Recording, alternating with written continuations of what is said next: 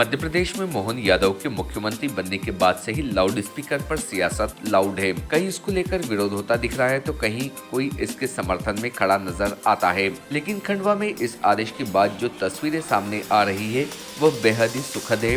Loud speaker पर सरकार के फरमान के बाद यहाँ धार्मिक संस्थाओं पर लगे ध्वनि विस्तारक यंत्रों को लोग स्वयं उतारने लग गए हैं। हालांकि प्रशासन ने सभी धर्म गुरुओं की बैठक लेकर समझाइश दी थी। इधर प्रशासन ने भी मौके पर पहुंचकर वॉइस मीटर से ध्वनि विस्तारक यंत्रों का नाप तोल किया। अधिकतर जगहों पर तय मानकों के मुताबिक ही ध्वनि विस्तारक यंत्रों से आवाज आ रही थी। जहां कुछ थोड़ी बहुत ज्यादा थी तो वहां पर समझाइश देकर उन्हें भी तय मानकों के आधार पर वॉल्यूम सेट करने के लिए समझाया गया है।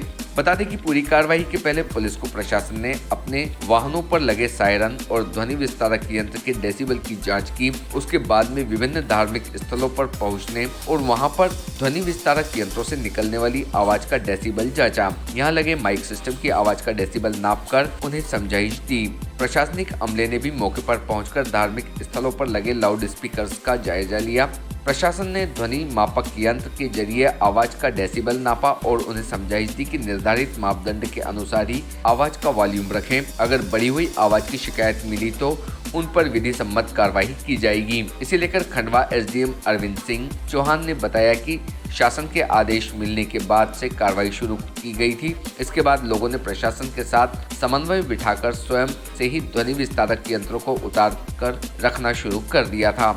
आज हमने रैंडमली जाकर धार्मिक संस्थाओं पर चेक किया कि शासन के निर्देश अनुसार तय किए गए मापदंडों के अनुसार साउंड सेट है कि नहीं। इसके लिए हमने साउंड मीटर से मौके पर जाकर चेकिंग की थी। अभी हमने निर्धारित डेसिबल पर आवाज सेट करने की समझाइश दी है। इसके बाद अगर कोई शासन के नियमों का पालन नहीं करता है तो उस पर कार्रवाई की जाएगी। Report team Bharti news. तो सुप्रीम कोर्ट का हमने आदेश पहले भी माना था और आज भी हम मान रहे हैं। तो हमने हमारी जो सभी खंडवा शहर के जितनी मस्जिद के जो सेक्रेटरी लोग थे, अध्यक्ष लोग थे, उन्होंने सब मीटिंग करने तय पाया। तो उन्होंने कहा कि ठीक है, हम अपनी मस्जिदों से ये चीज़ें हटा लेंगे, ध्वनि विस्तार। हाँ, ये शासन ने कहा कि अपनी तरफ से सिर्फ एक चिलम लगा सकते हो, एक बक्सा आप लगा सकते हो। हम ठीक है। हम और दूसरी बात ये भी कहा गया हमसे कि भाई अब तुमको दोबारा ज़्यादा लगाना है, उसके लिए आपको परमिशन लेने पड़ेंगे। वो जो अभी हमने मस्जिद से जो ये हटाया है, चिलम वगैरह हटाया, स्पीकर हटाया, ये हमने हमारी स्वेच्छा से हटाया है। मतलब ना कि यहाँ कोई प्रशासन नहीं आया है हटाने के लिए, हमने हमारी स्वेच्छा से हटा दिया। भाई शासन के आदेश जो है 2-3 दिन पूर्व आ गए थे और तब से ही कार्रवाई तो चल रही है।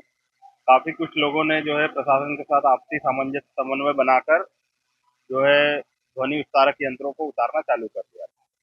आज का जो हमारे विजिट का उद्देश्य था कि वहां पर एक्चुअल में ऑडियो मीटर से जो शासन में निर्धारित सर्कुलर के अनुसार जो डेसिबल में ध्वनि होना चाहिए वो है कि नहीं है या उससे ज्यादा है।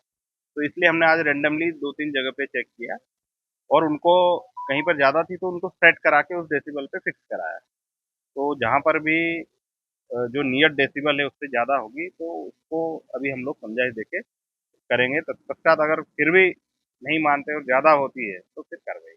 नियम किस तरफ से रहेंगे या डीजे अपनी जगह से रहेंगे? वैसे डीजे और ये तो पूर्णतः प्रतिबंधित रहेंगे ही रहेंगे। अब जाहिर सी बात है कि ये कहाँ उपयोग किए जाते हैं। और रही बात अभी जो है सर्कुलर में उसमें मुख्य रूप से धार्मिक स्थलों का बताया, लेकिन जो उसके नियम काफ़ी विस्तृत हैं और उसमें तमाम तरीके के जो ध्वनि विस्तारक यंत्र, डीजे वगैरह उस कैटेगरी में आ जाते हैं। तो कहीं न कहीं लगभग डीजे वगैरह भी इस कैटेगरी में आएँगे और कहीं न कहीं इन पर भी प्रतिबंध लगना तय है। क्या नाम आगे को लेकर के क्या कार्रवाई? Subscribe now to most exciting channel ever.